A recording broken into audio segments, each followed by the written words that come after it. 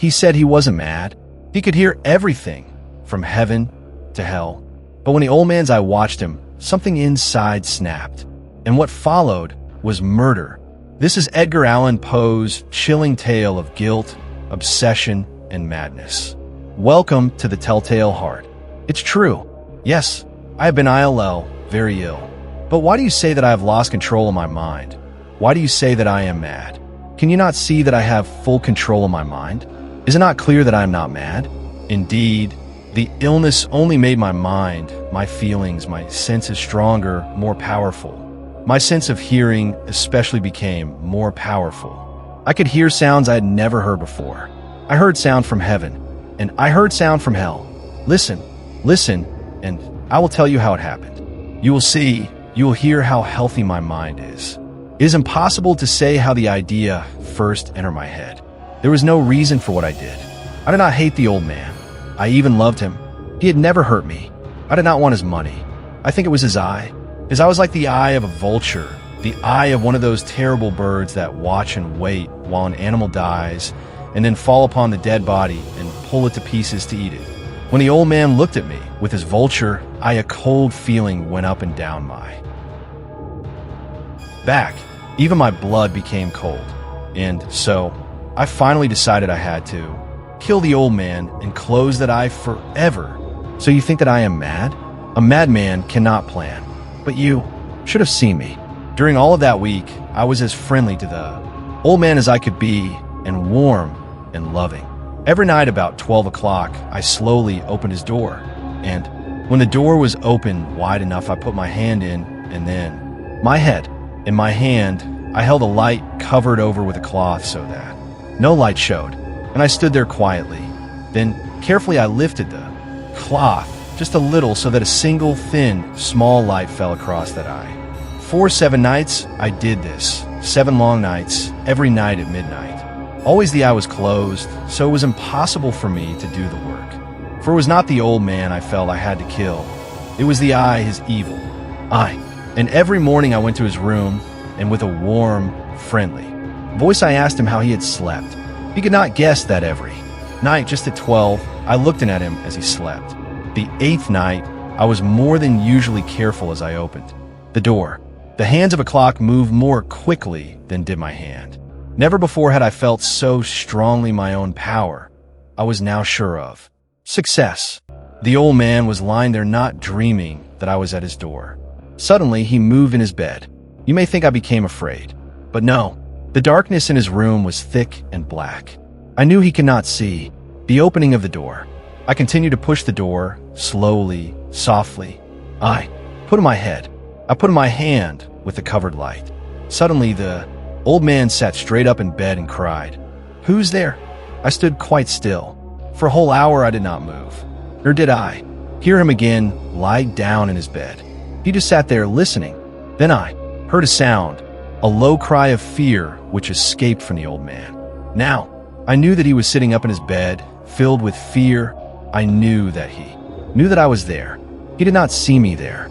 He could not hear me there. He felt me there. Now he knew that death was standing there.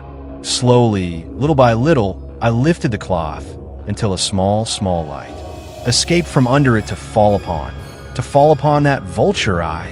It was open, wide open, and my anger increased as it looked straight at me. I could not see the old man's face. Only that eye, that hard blue eye, and the blood in my body became like ice. Have I not told you that my hearing had become unusually strong?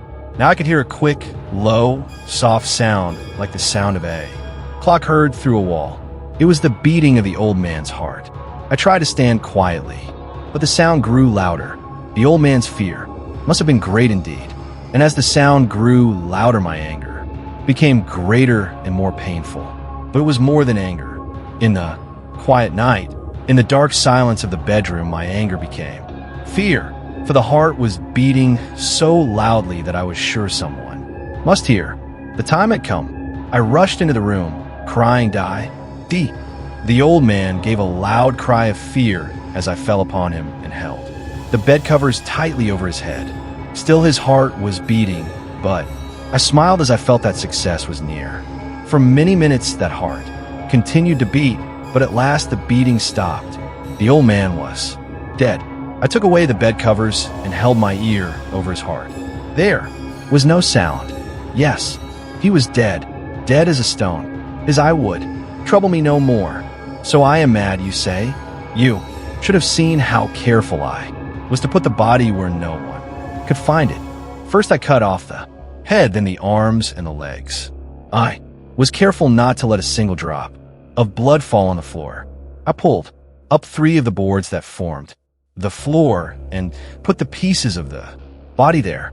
Then I put the boards down again, carefully, so carefully, that no human eye could see that they had been moved. As I finished this work, I heard that someone was at the door. It was now 4 o'clock in the morning, but still dark. I had no fear, however, as I went down to open the door. 3 men were at the door, 3 officers of the police. One of the neighbors had heard the old man's cry and had called the police.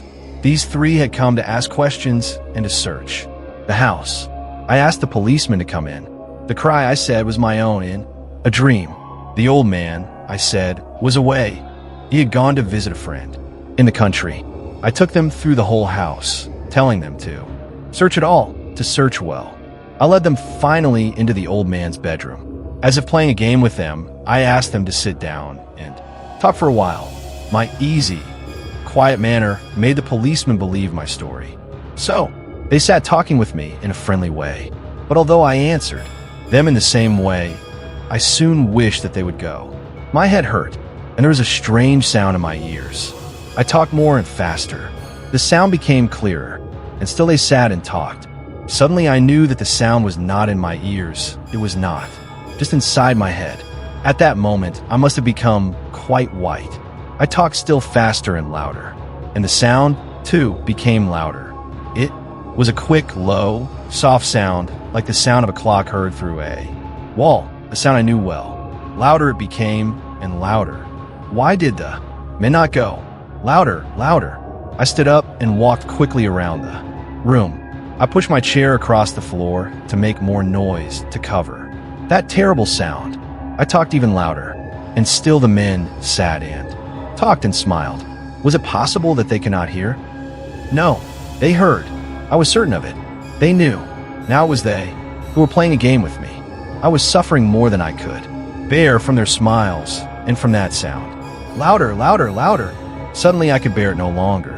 I pointed at the boards and cried, "Yes, yes, I killed him. Pull up the boards and you shall see. I killed him. But why does his heart not stop beating? Why does it not stop?